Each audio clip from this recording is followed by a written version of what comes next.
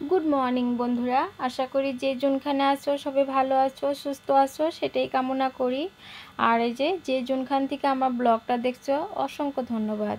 তাই যে সকাল সকাল ঘুমের থেকে উঠে সমস্ত কাজ বাজ করে নিয়েছি, করে নিয়ে তারপরে স্নান করে সিধে চলে আসলাম ঠাকুর রুমে। আর যেহেতু সকাল সকাল পূজাটা করে নিতে পারলে মানে শরীরটাই অনেকটাই হালকা লাগে। তাই যে পূজাটাই আগে সম্পূর্ণ করে নিলাম, আর আসনটা এইভাবে ফুল দিয়ে সাজিয়ে দিলাম। কেমন হয়েছে না হয়েছে অবশ্যই জানাও, ঠিক আছে। আর 2 দিন ধরে তো কোনো ব্লগ দিতে পারছিলাম না, তার জন্য এই যে আজকে আবার ভিডিওটা আপলোড করলাম।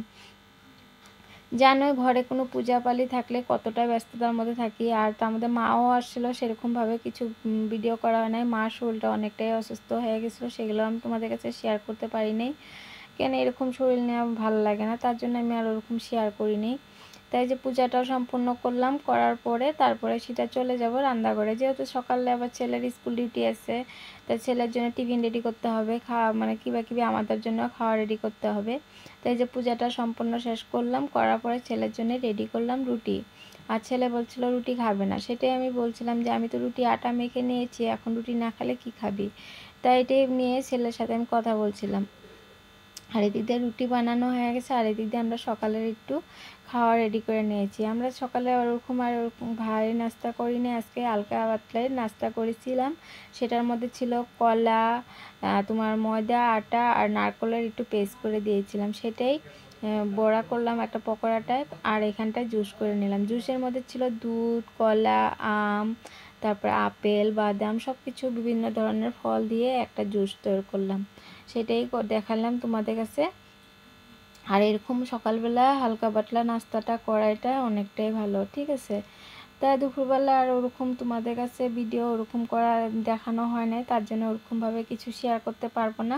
সকালের নাস্তার থেকে চলে গেলাম আবার রান্নাঘরে, যেহেতু রান্নাঘরে কী কী রান্নাম না রান্নাম সেগুলো তোমাদের কাছে একটু শেয়ার করব।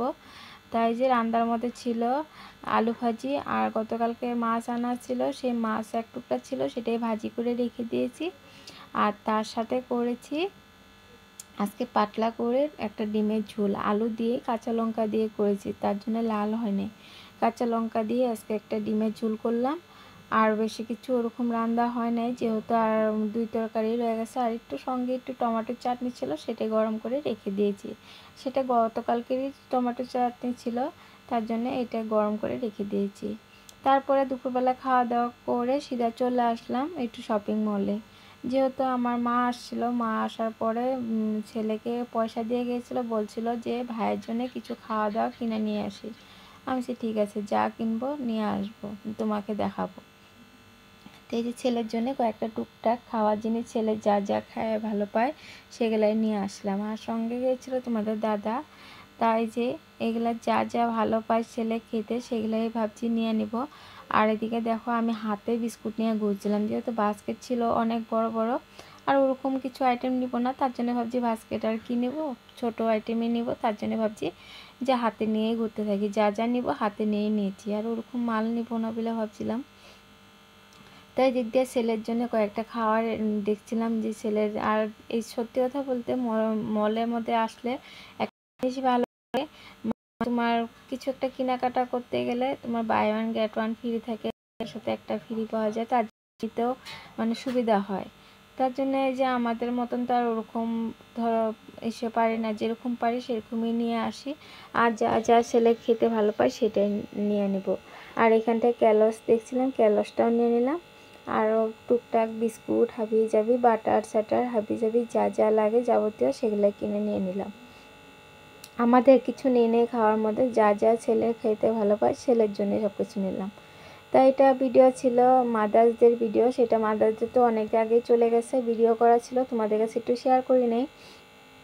তো এই মাদার্স ডের ভিডিওটা আমি আজকে তোমাদের কাছে একটু শেয়ার করি। এই যে মাদার্স ডের দিনকে আমি আগে কেক বানায় রেখে দিয়েছিলাম, তখন আমার মাও ছিল।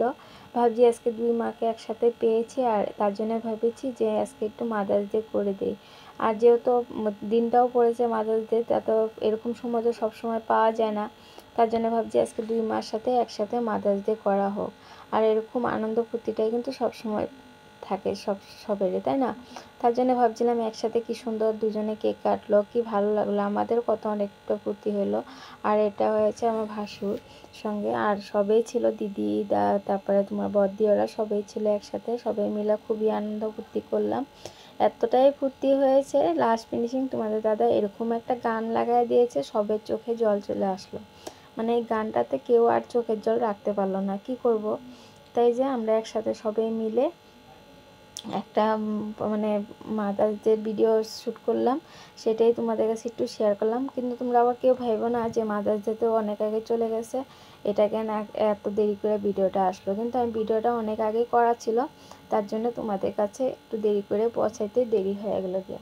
তারপরে আমরা এক এক করে সবাই ফটো নিলাম, ফটো নেওয়ার পরে তারপরে আমরা সবাই প্রণাম করলাম মাদেরকে। নেওয়ার পরে সবাই একসাথে ফটো নিয়ে সুন্দরভাবে আমরা সবাই পরিবেশন করলাম। আর এরকম আনন্দ ফুর্তিটাই কিন্তু সবার কাছে থাকতে লাগে, তাই না? তাই এদিক দিয়ে আমার এই যে ভাসুরের ছেলে এটা, আর এটা হলো আমার বড় ননাসের ছেলে, মেয়ে সরি। আর এদিক দিয়ে দেখো আমার দাদা তো কাঁদতেই আছে, এর মধ্যে সবে কান্দাকাটি শুরু হয়ে গেছে গিয়া, এত রোমাঞ্চের মধ্যেও এই কান্দাকাটি শুরু হয়ে গেছে। এই দিনটা কবে পাবো তা জানি না, প্রতি বছর তার একসাথে পাবো কিনা সেটাও করতে পারি না। তো ভিডিওটা কেমন লাগলো না লাগলো অবশ্যই জানাও। যদি ভালো লেগে থাকে আমার চ্যানেলটাতে সাবস্ক্রাইব করেও রেখে দিতে পারো, আর যারা যারা অলরেডি করে রেখে দিয়েছো অসংখ্য ধন্যবাদ। আর আগের ব্লগে আমার অনেক দিদিভাই আমাকে কমেন্ট করেছিল, তাদেরকে জানাই অসংখ্য ধন্যবাদ। Thank you so much, by.